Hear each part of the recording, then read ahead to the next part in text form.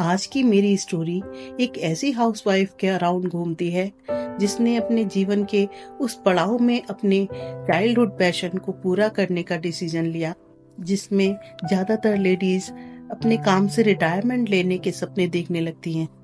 अगर आपको मेरी स्टोरी पसंद आती है तो प्लीज मेरे चैनल को सब्सक्राइब करें और लाइक, शेयर और कमेंट करें।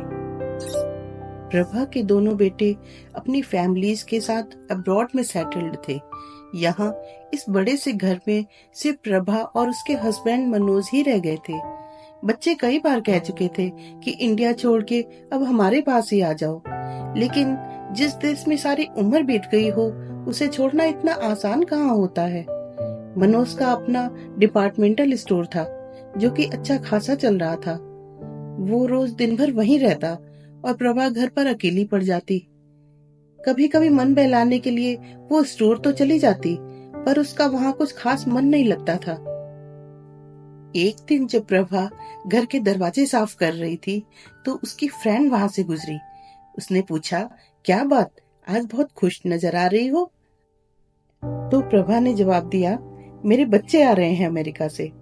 मैं 2 साल बाद अपनी पोती से मिलूंगी। फाइनली वो दिन आ गया जब बच्चों ने आना था। फ्लाइट दोपहर में लैंड होनी थी, पर प्रभा ने सब कुछ सुबह ही रेडी कर लिया था। स्टोर पर खुद जाके अपनी पोती के लिए वेफर्स और स्नैक्स लेके आई। वो बहुत एक्साइटेड थी सबको देखने के लिए। बार बार घड़ी देखती थी। मनोज ने हंसते हुए कहा, तुम्हारे हर 2 मिनट में घड़ी देखने से समय जल्दी तो नहीं बीत जाएगा ना। तभी घर की बेल बजी। आ गए वो लोग, कहते हुए प्रभा डोर की ओर भागी। बच्चे ही थे। कभी अमेरिका की तो कभी इंडिया की। दिन खत्म हो जाता पर बातें खत्म ही ना होती। प्रभा रोज अपनी पोती अनाया को इंडियन कुजीन की अलग अलग डिशेस बनाकर खिलाती। अनाया और प्रभा का बॉन्ड बहुत स्ट्रॉन्ग और स्पेशल हो गया था। प्रभा किचन में कुक करती तो अमाया वही किचन की स्लैब पर बैठकर दादी को अपने स्कूल और फ्रेंड्स के किस्से बताती। कभी रिलेटिव्स तो कभी प्रभा के बेटे के फ्रेंड्स। रोज किसी ना किसी का आना जाना बना रहता था। एक दिन अनाया अपना हॉलीडेज होमवर्क कर रही थी। प्रभा उसकी ड्राइंग फाइल देखते हुए बोली, अनाया, ब्रश ऐसे नहीं चलाते, और उसे सही टेक्निक बताने लगी। अनाया ने सरप्राइज्ड होके कहा, वाओ दादी, मुझे तो पता ही नहीं था कि आपको पेंटिंग भी आती है। आपने तो बहुत सारी पेंटिंग्स बनाई होंगी फिर तो। मुझे वो सब देखनी है। उसने कहा, बेटा मैं अब पेंट नहीं करती। अपने स्कूल टाइम में मुझे पेंटिंग का बहुत शौक था और मैंने बहुत सारी चीजों पर भी ट्राई किया था, लेकिन शादी के बाद सब छूट गया। अमाया बोली, पर दादी आपको करना चाहिए था ना। अब तो दादी और पोती को एक और कॉमन इंटरेस्ट मिल गया था। उसका पेंटिंग वाला होमवर्क अब प्रभा ही कराती थी। अनाया ने दादी से कई न्यू टेक्निक और पैटर्न भी सीख लिए। देखते ही देखते 10 दिन बीत गए और बच्चों के वापस आने का टाइम आ गया।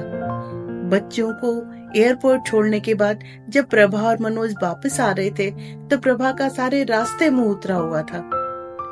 दोनों की पहली वाली लाइफ वापस स्टार्ट हो गई। प्रभा अमाया को बहुत याद करती थी। 2 दिन बाद अमाया का फोन आया। उसने बताया कि उसके पेंट और ब्रशेस जल्दी जल्दी में घर पर ही रह गए हैं। एक दिन अपनी बीपी की मेडिसिन ढूंढते वक्त उसकी नजर अनाया की पेंटिंग किट पर पड़ी। उसने ब्रशेस उठाए और पेंट करने लगी। जब मनोज रात में स्टोर से आया तब प्रभा का ध्यान घड़ी पर गया।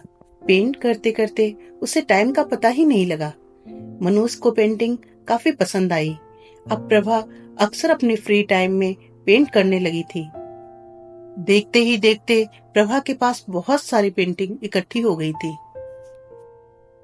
एक दिन वो अपनी फ्रेंड प्रिया को कॉल करके अपनी पेंटिंग के बारे में बता रही थी। प्रिया एक कॉलेज में सीनियर प्रोफेसर थी। उसने प्रभा को आइडिया दिया कि उसके कॉलेज में अगले महीने एग्जीबिशन स्टार्ट हो रही है और उसमें प्रभा अपनी पेंटिंग्स का स्टॉल लगा सकती है। प्रभा ने कहा, मैं कहाँ से ये चीजें करूंगी, ना मैंने आज से पहले ऐसा कुछ किया है और ना ही मुझे लगता है कि मेरी पेंटिंग कोई खरीदेगा भी। प्रिया एनकरेज करते हुए बोली, एक बार ट्राई तो करके देख, क्या पता अच्छा रिस्पॉन्स मिल जाए। रही बात अरेंजमेंट्स की, तो वो तो सब मेरी रिस्पॉन्सिबिलिटी है, उसकी टेंशन तू मत ले। प्रिया के इतना कहने पर प्रभा ने हाँ तो कर दी, पर वो अभी भी इस डिसीजन को लेकर इतना श्योर नहीं थी। उसने मनोज से डिस्कस करने का सोचा। हालांकि उसे पता था कि मनोज सपोर्टिव है और वो मना नहीं करेगा, पर फिर भी प्रभा बहुत नर्वस थी। जब मनोज घर आया और प्रभा ने उसे सारी बात बताई, तब एज एक्सपेक्टेड उसने प्रभा को मोटिवेट करते हुए कहा कि जब अपॉर्चुनिटी मिली है तो उसका फायदा उठाए और लाइफ में नई चीज ट्राई करे। प्रभा का डाउट अब क्लियर हो रहा था और वो नर्वस के साथ एक्साइटेड भी थी एग्जीबिशन के लिए। स्टॉल के लिए अप्लाई करना और बाकी सब फॉर्मेलिटीज प्रिया ने हैंडल कर ली थी। एग्जीबिशन से एक दिन पहले प्रभा ने अनाया को जब कॉल करके अपने स्टॉल के बारे में बताया तो वो बहुत खुश हुई। अगले दिन जब प्रभा एग्जीबिशन के लिए रेडी हो रही थी तो उसके मन में बहुत से थॉट्स आ जा रहे थे।